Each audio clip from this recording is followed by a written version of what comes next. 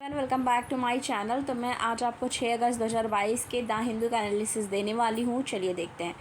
पहले पेज पे हम देख लेते हैं कि हमें क्या पढ़ना है। पहले पे हमें ये पढ़ना है आरबीआई रेजेस रेट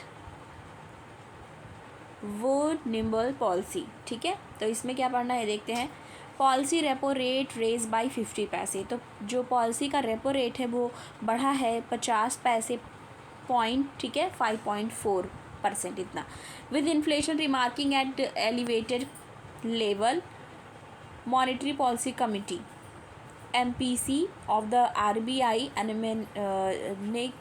आरबीआई ने डिसाइड किया है कि रेज़ कर देगी पॉलिसी के रेपो रेट को कितना 50 पैसे पॉइंट, यानी कि BPS टू 5.4%। ठीक है, अनैनिमसली इसने डिसाइड किया है कि वो रेस करेगी पॉलिसी के रेपो रेट को। ठीक है, inflation is projected to remain above the upper tolerance level. तो अपर टॉलरेंस लेवल कितना है 6% through first 3 quarter of 2022 and 23, यानी कि 22 और 23 का। तो पहला ये हमें पढ़ना है। इसके बाद हम देख लेते हैं और कौन सा पढ़ना है।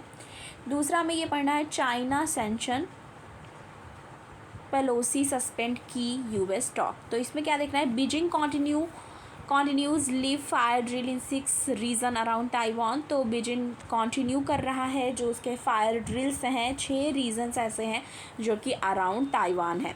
China on Friday said it would sanction US house speaker Nancy Pelosi for her visit to Taiwan this week as well as cancel और सस्पेंड 8 की डायलॉग मैकेनिज्म विद US। तो वो क्या कर रही है, एक तो पहली बात तो वो सैंक्शन कर रहे हैं US house speaker Nancy Pelosi को, और उसके साथ साथ कैंसिल कर रहे हैं और सस्पेंड कर रहे हैं 8 की डायलॉग मैकेनिज़्म जो है US के साथ चाइना का।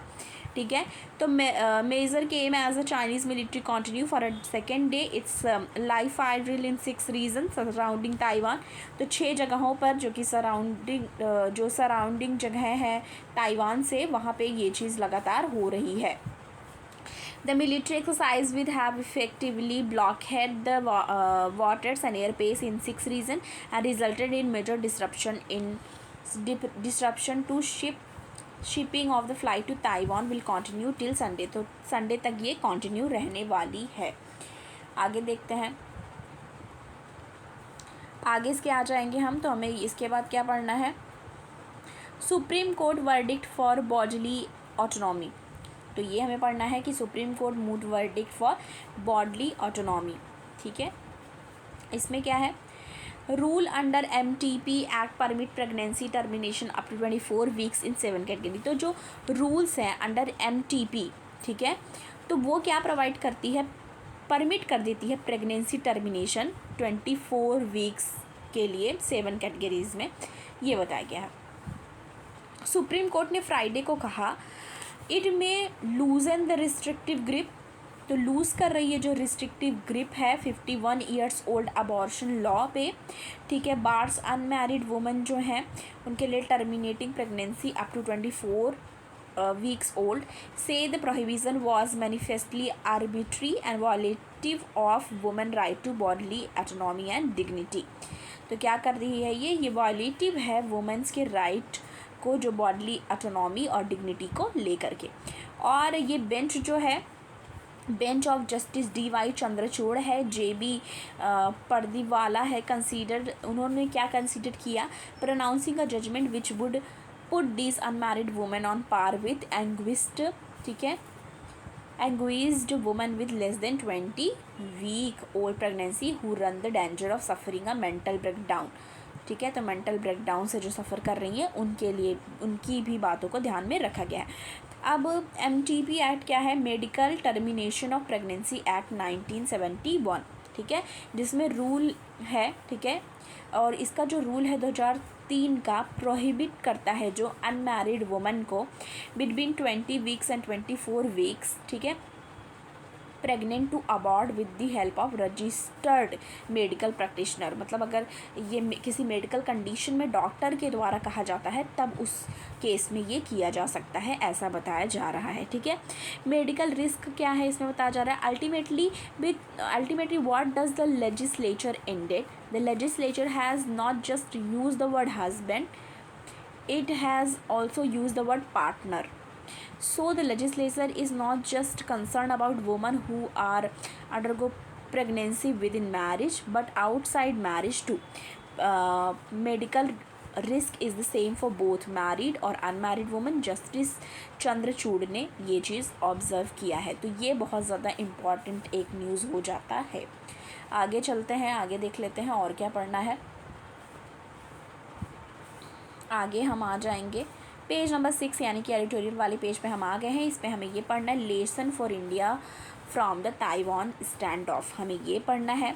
दूसरा हमें ये पढ़ना है अ फ्रेश अपॉर्चुनिटी। ठीक है, फ्रेश अपॉर्चुनिटी ये पढ़ना है, करेक्ट। उसके बाद तीसरा हमें क्या पढ़ना है, तीसरा ये है स्टिकिंग टू कमिटमेंट, ये पढ़ना है। ठीक है, और इसके बाद हमें ये वाला ही पढ़ना है। आज चारों एडिटोरियल वाले इंपॉर्टेंट है। Addressing the challenges in the new age digital commerce. ठीक है, तो ये हमें पढ़ना है। फिर हम आगे आ जाएंगे जो आज के पर्सपेक्टिव से इम्पॉर्टेंट है, देख लेते हैं। हम आगे आ जाएंगे,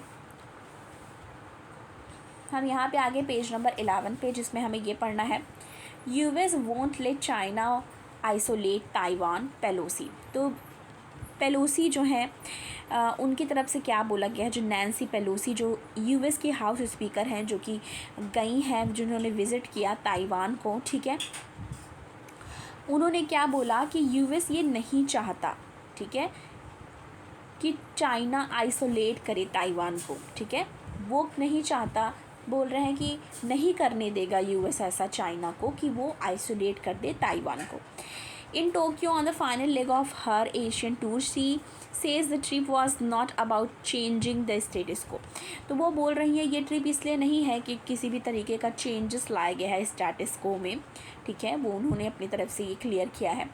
US house speaker Nancy Pelosi said on Friday that the US will not allow China to isolate Taiwan. वो कह रहे हैं कि यूएस नहीं अलाउ करेगी चाइना को कि वो आइसोलेट कर दे ताइवान को after her visit to self ruled island. ठीक है, उन्होंने जब विजिट किया जो सेल्फ रूल आइलैंड है, ठीक है, इन्फ्यूरिएटेड बीजिंग।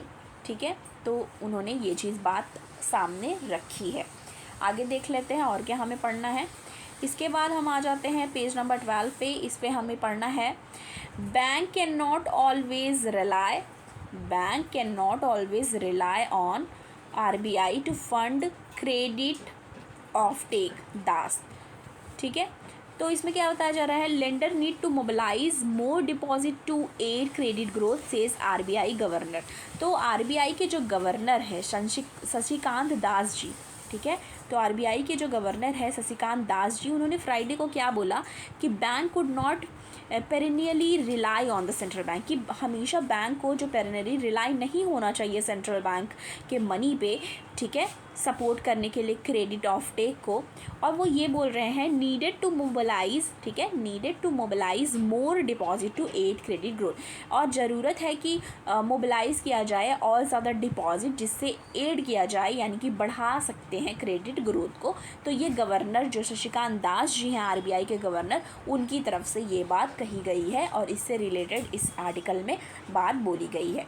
तो आज के द हिंदू के एनालिसिस में हमें जो जो इम्पोर्टेंट था मैंने आपको बता दिया, और हमने आज देखा क्या क्या इंपॉर्टेंट था। तो जो आपको मैं एनालिसिस प्रोवाइड कराती हूँ वो अगर आपको यूज़फुल लगता हो तो प्लीज़ वीडियो को लाइक कीजिएगा, ज़्यादा से ज़्यादा शेयर कीजिएगा, और आप चैनल पे अगर नए हैं तो प्लीज़ सब्सक्राइब करना ना भूलें। Thank you.